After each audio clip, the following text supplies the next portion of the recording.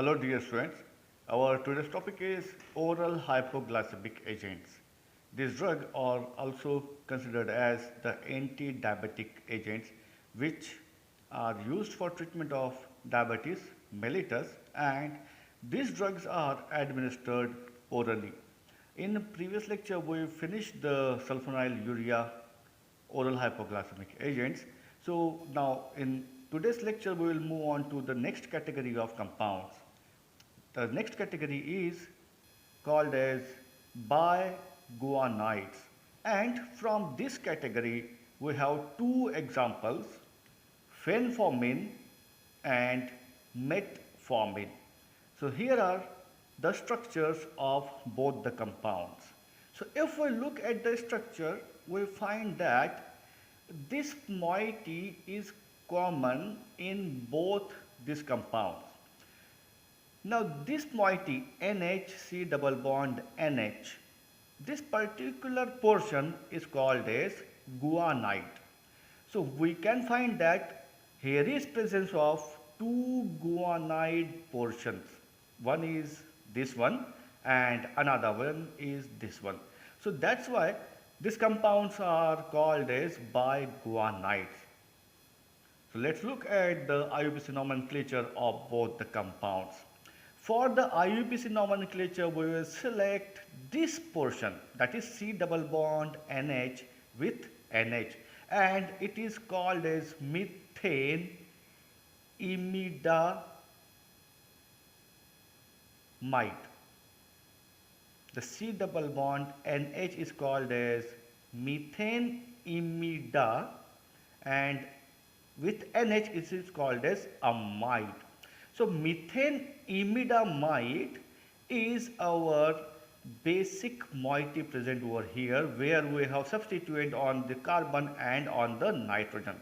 So on this carbon in fenformin, we have this portion as a substituent. So dear students, this portion is called as carb for carbon, for amino, imide for this imide group, and amide for this amide portion. So on carbon number 1, we consider the group as carb imidamido. Then on nitrogen we have a 2 carbon chain, so this will be number 1 and this will be number 2. On 2 we have a phenyl ring. So on nitrogen we say that it is 2-phenyl and ethyl group is present. So that's why the IUPAC name of fenformin is 1-carb imidamido and 2-phenyl ethyl methane imidamide. Likewise, the IUPAC name of metformin is 1-carb imidamido N,N-dimethyl methane imidamide.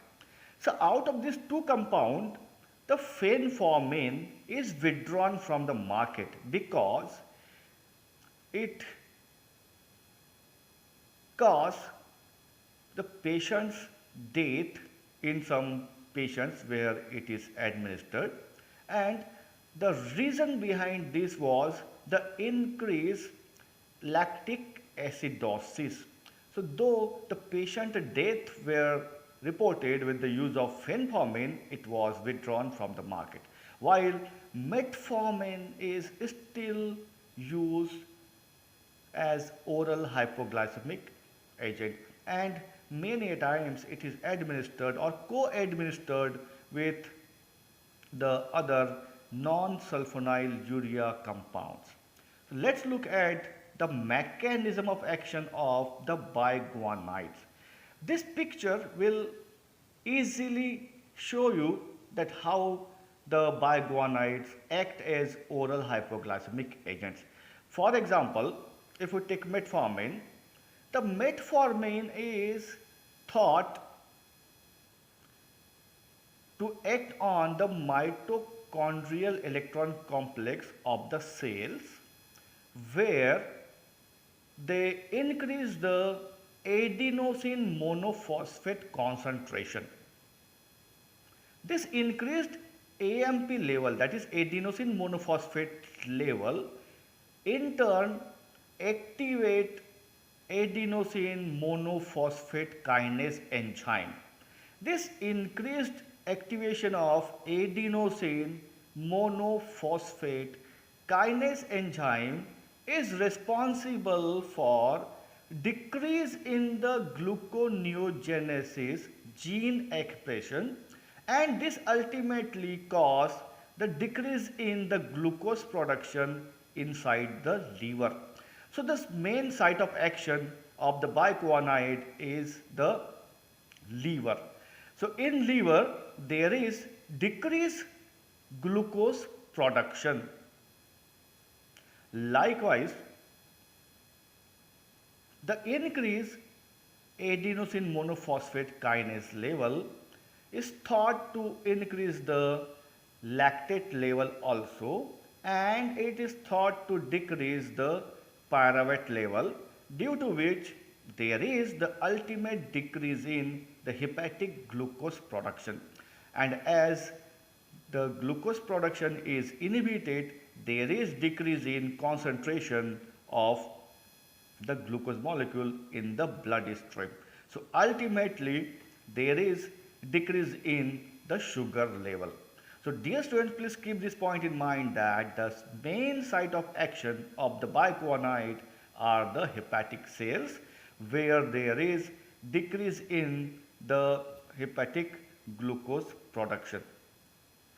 So with this there is decrease in the gluconeogenesis, and at the same time with the increased lactate level there is the increased glucose uptake by the muscles and the fat cells.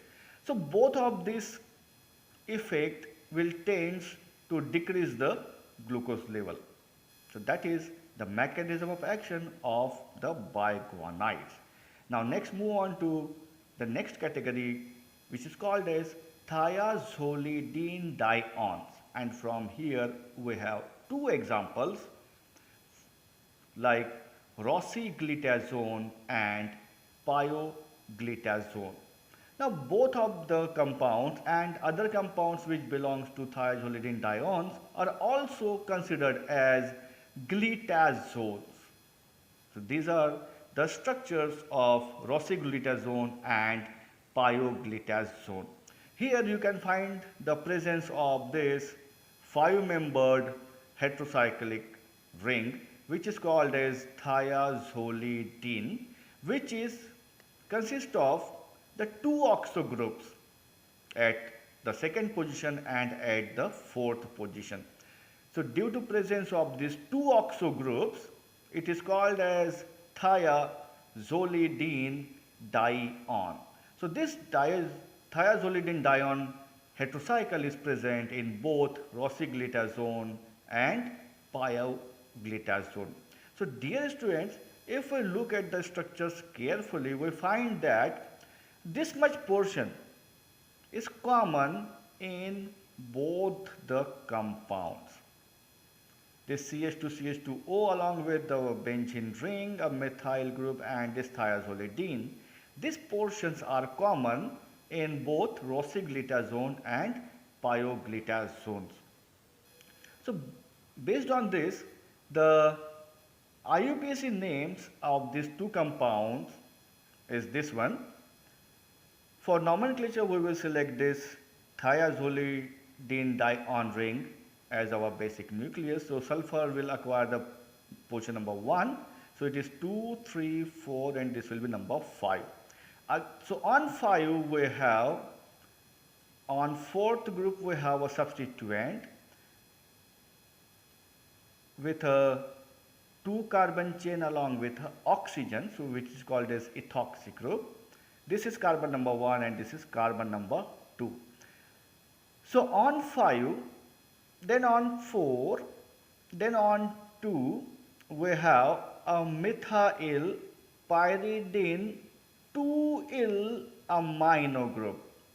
The pyridine ring is attached here with its position number 2, so it is called as pyridine 2-il.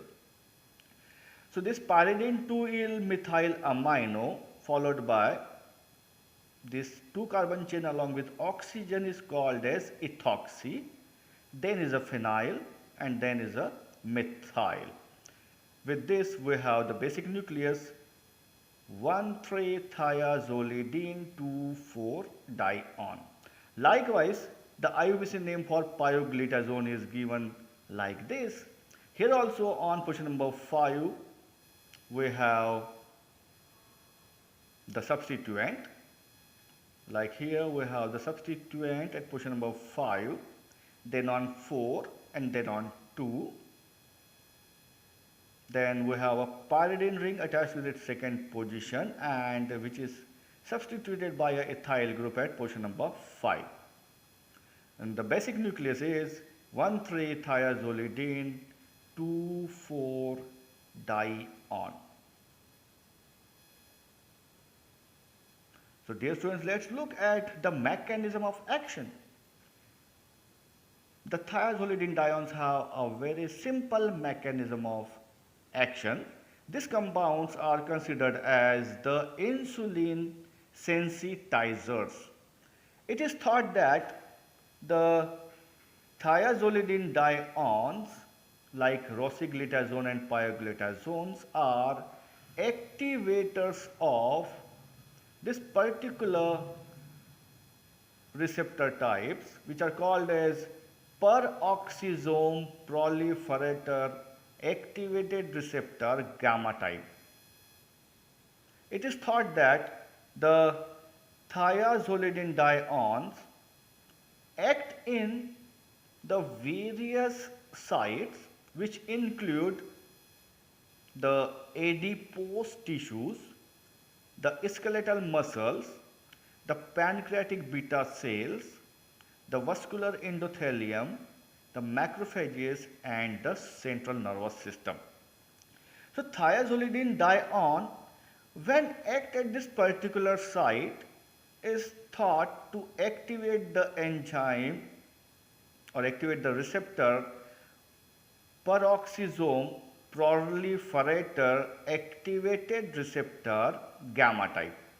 So the activation of this receptor brings about a series of transcription and translation due to which the storage vesicles of insulin are intensified to release the insulin. So there is the release of insulin from the storage vesicles of insulin. Beside this, the thiazolidine dienes tend to decrease the gluconeogenesis and at the same time decrease the process of glycogenolysis. Dear students, please remember this point that the thiazolidine dienes also decrease the gluconeogenesis, that is the synthesis of the glucose molecules, and at the same time they decrease glycogenolysis. That means they reduce the breakdown of glycogen into the glucose molecules.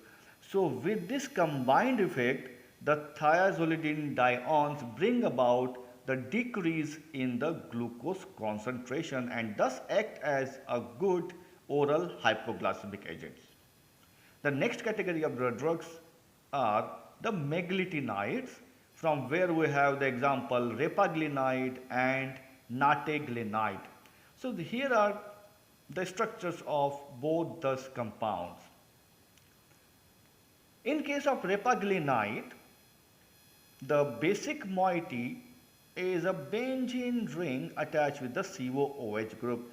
If you recall the priority order of functional groups for IUPAC nomenclature, you find that the carboxylic acids are the most superior functional groups. So here we consider the benzene ring along with the COOH group as our basic moiety. So this repaglinide is nothing but the derivative of benzoic acid. So this is carbon number 1 and this will be carbon number 2. So on 2 we have a ethoxy group and on 4 we have this much substituent group. So on 4 we have this 3 carbon chain, a propyl group attached with a methyl group at position number 2, so it is 2 methyl. On 1 we have this phenyl ring which is attached with its second position by a heterocycle. This is piperidine ring attached with its position number 1. So on 2 we have this piperidine 1-il, phenyl, then is propyl, and now this group NHCO is called as carbamoyl group. So the propyl is attached with carbamoyl, then is a methyl followed by the name of the basic moiety benzoic acid. Likewise, the IUPAC name is given to nitaglinide. So if we look at the structure of nitaglinide, we find that here is the presence of chiral carbon. Chiral carbon is that carbon which is attached with 4 different groups. So the carbon of this cyclohexane ring is attached with 4 groups, 1, 2, this one is 3, and the 4th one is with hydrogen. So this nitaglinide exists in its isomeric forms. So it is the 2R configurated nitaglinide which is therapeutically important. So the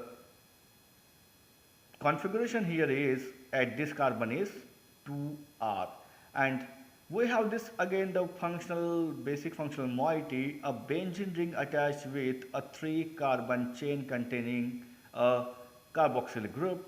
So we call this 3 carbon chain as a derivative of propanoic acid. So the basic name is propanoic acid. This is carbon number 1, this is carbon number 2, and this is carbon number 3. So on 3 we have a phenyl. On 2 position we have this 1R to 4R, this 1R and this 4R. 4, that is position number 4, propane to il, that is this propane ring propyl group is attached with its second position.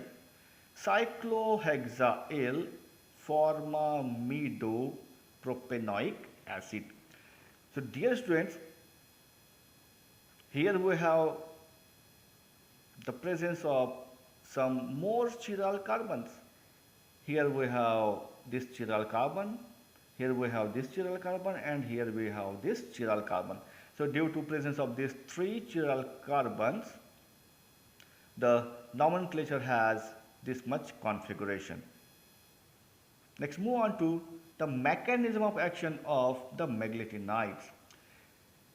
Now, these compounds are thought to bind with the sulfonylurea receptors like sulfonylurea receptor 1, 2 and 2B. So when this compound bind with the sulfonylurea receptors, they block the ATP sensitive potassium channels. So this mechanism of action is same or nearbyly same as that of the sulfonylurea derivatives like tolbutamide and glibenclamide and glipizide. So this ultimate blockage of potassium sensitive channel increases the calcium concentration and thus they tend to increase the insulin secretion from the beta cells. So these compounds are considered as the insulin sensitizers or insulin secretagogues. These compounds, the repaglinide and nitaglinide, these are non-sulfonylurea insulin secretagogues. So in the insulin secretagogue category, we have 2 categories of compound. First is the sulfonylurea derivatives, and then we have the meglitinides. The next kind of compounds are the alpha glucosidase inhibitors, and from here we have the first example acarbose, and the second example is Vogelibose. If we look at the structure of acarbose, we find the presence of these four cyclohexane rings which are substituted here with this oxygen heteroatom. So these, when substituted with oxygen, these are considered as the pyrene rings. So these are nothing but the glucose molecule derivatives which are substituted with some other atoms to give us the compound acarbose.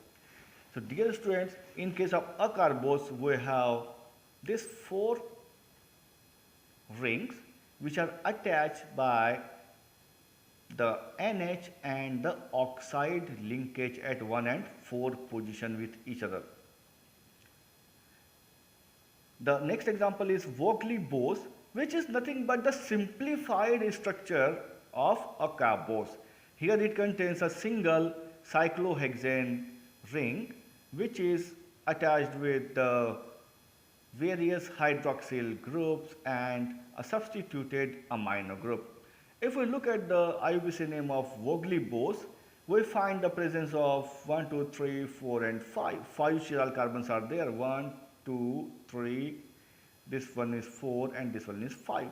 So when 5 chiral carbons are there, Vogelibose exists in about 32 isomeric forms.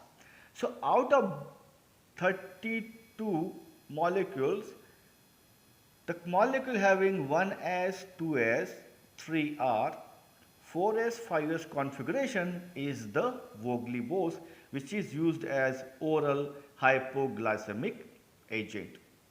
Here for nomenclature we will select the basic moiety as the cyclohexane 1, 2, 3, 4 tetraol. Here is the cyclohexane ring, and this is position number 1, 2, 3, 4, and this is position number 5, and this is the last position, position number 6. So on position number 1, 2, 3 and 4 we have 4 hydroxy groups, that's why it is called a cyclohexane tetraol. On position number 1 we have this hydroxymethyl group, and on position number 5 we have 1,3-dihydroxy propane 2-il amino group. So in this way it will become the systematic IUPAC name of Vogelibose. So let's move on to the mechanism of action of this compound. If we look at these two pictures, we find that the alpha glucosidase inhibitors inhibit the enzyme alpha glucosidase. Now if we look at this particular picture, we find that the carbohydrates which we take in our meal are ultimately converted to starch, which acted upon by the enzyme alpha amylase and gets converted to the oligosaccharides like maltose, dextrin and maltotriose. These oligosaccharides, which are obtained from the hydrolysis of starch or breakdown of starch, this acted upon by the enzyme alpha glucosidase. That means this enzyme bring about the breakdown of the oligosaccharides into the simple molecules like monosaccharides. So ultimately from the breakdown of starch we get the monosaccharides like glucose. So when alpha glucosidase enzyme is inhibited, the breakdown of oligosaccharide to monosaccharide is inhibited, and there is the decreased concentration and decreased production of the glucose molecules. So dear students, here we can view in this picture that without alpha glucosidase inhibitors, there is a lot of concentration of this carbohydrate molecules, and with the glucosidase inhibitors, the concentration of carbohydrates like the monosaccharides is get decreased. These black dots are nothing but the monosaccharides. So with alpha glucosidase inhibitors, there is the slower down of breakdown of starch to monosaccharides. So with this there is the decrease in concentration of the glucose molecules, and thus the compounds will act as oral hypoglycemic agents, and they can be used for the treatment of diabetes mellitus. So dear student, that is all about all the categories of oral hypoglycemic agents. Please like and share. Thank you.